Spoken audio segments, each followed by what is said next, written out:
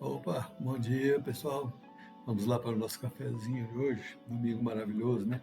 Que o Senhor preparou para nós. Nós estamos encerrando o capítulo 6 de 1 Samuel e vamos adentrar um pouco no capítulo 7 hoje.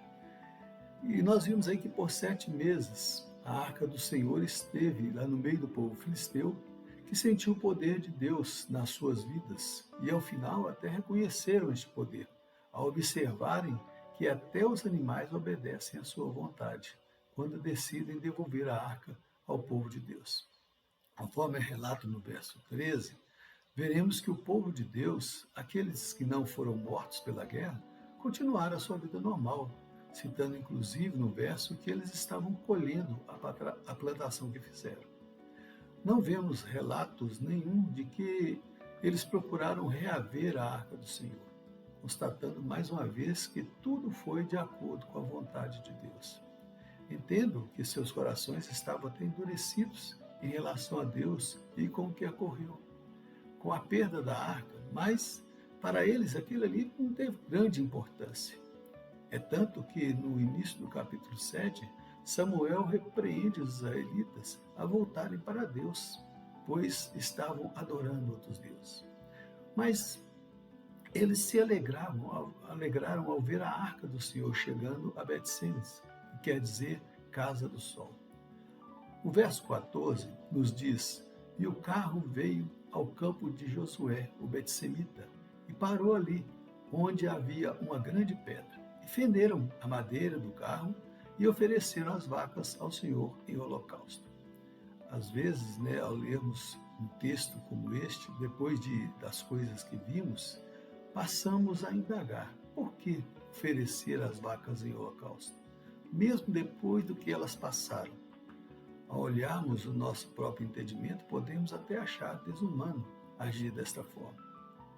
MacArthur, em seu comentário a respeito do livro, ele nos diz: visto que as vacas e a carroça haviam sido usadas com propósito sagrado, não podiam ser usadas com propósitos corriqueiros e cotidianos. Por isso, os homens de Bet-Semes sacrificaram as vacas usando a carroça como lenha. Isso me faz pensar como estamos agindo com as coisas sagradas de Deus. A palavra de Deus, por exemplo, às vezes banalizada, usada como um amuleto no interior da nossa casa, ou até mesmo desacreditada por alguns que afirmam estar desatualizada. Nosso corpo é templo e morada do Espírito Santo, e às vezes fazemos coisas que deterioram o corpo, ou até o idolatramos em lugar de Deus. As igrejas, locais de reunião do povo e adoração ao Senhor, mesmo naqueles locais ali, estão sendo usados de forma totalmente diversa do seu objetivo real, alegando às pessoas que têm que estar atualizada com novos tempos. Eu acredito que enquanto estivermos querendo atualizar a palavra de Deus ao nosso próprio entendimento, estaremos caminhando o caminho largo e espaçoso que nos leva à perdição. A partir do verso 15, nós veremos que os levitas, homens escolhidos por Deus para cuidarem da arca da aliança, pegam a arca e os objetos de ouro que foram oferecidos pelos filisteus como oferta pela culpa e colocam em cima daquela grande pedra.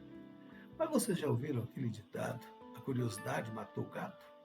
Pois é, aquele povo quis saber mais a respeito do que estava dentro da arca do Senhor.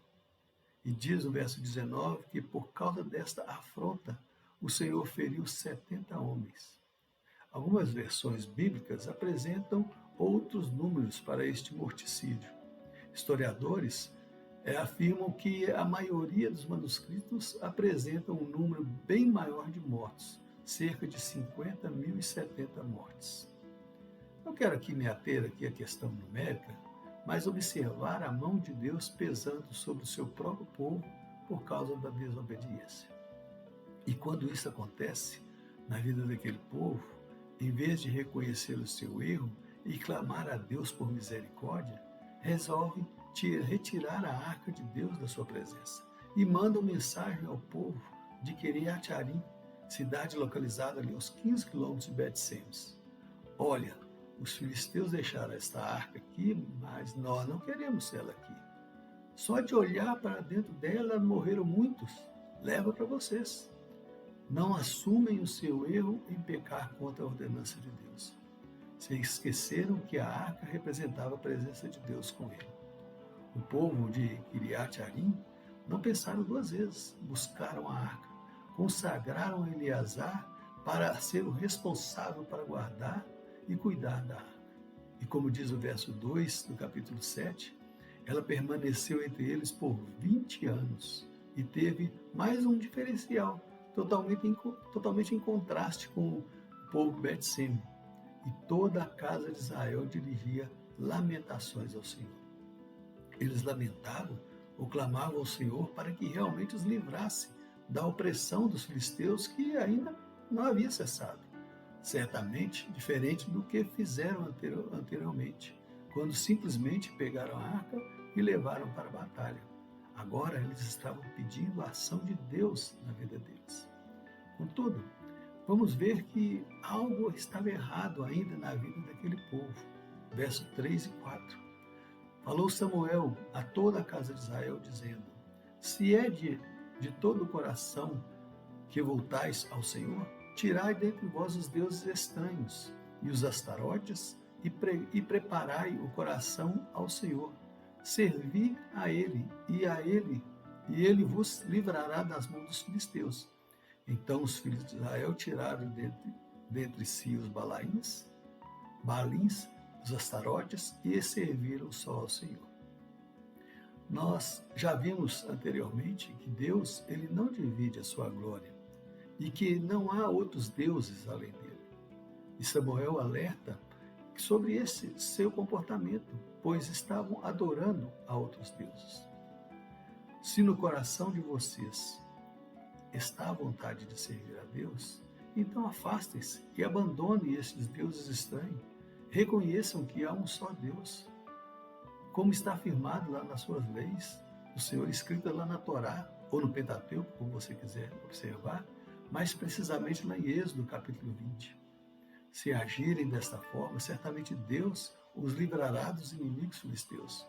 E o verso 4 afirma que eles atenderam a recomendação de Samuel e passaram a servir somente ao Senhor. Vemos aqui um contraste entre dois povos que afirmam ser o povo de Deus. Um preferiu retirar de perto deles a presença do Senhor para continuar na prática do pecado e na falsa adoração. O outro que largou as suas próprias ações pecaminosas para adorar somente a Deus. Tanto tempo já se passou, né, e Deus continua sendo o mesmo, requerendo do seu povo uma fidelidade, como é registrado lá em 2 Crônicas 7,14. Se o meu povo, que se chama pelo meu nome, se humilhar e orar e me buscar e se converter dos seus maus caminhos, então eu ouvirei dos céus, perdoarei os seus pecados e sararei a sua terra. Nos resta pensar na nossa decisão em servir ou não ao Senhor, sabedores de que Deus está sempre presente na nossa vida e não se afasta. Por mais que façamos algo que não é do seu agrado, mas Ele requer que nos acheguemos a Ele em fidelidade. Certamente, esta atitude em nos entregar ao Senhor, confiar nele, é uma atitude que alegra o seu coração. Amém? Que Deus nos abençoe. Nós vamos aqui tomar o nosso cafezinho. Até domingo que vem, se Deus assim nos permitir. Tchau, pessoal.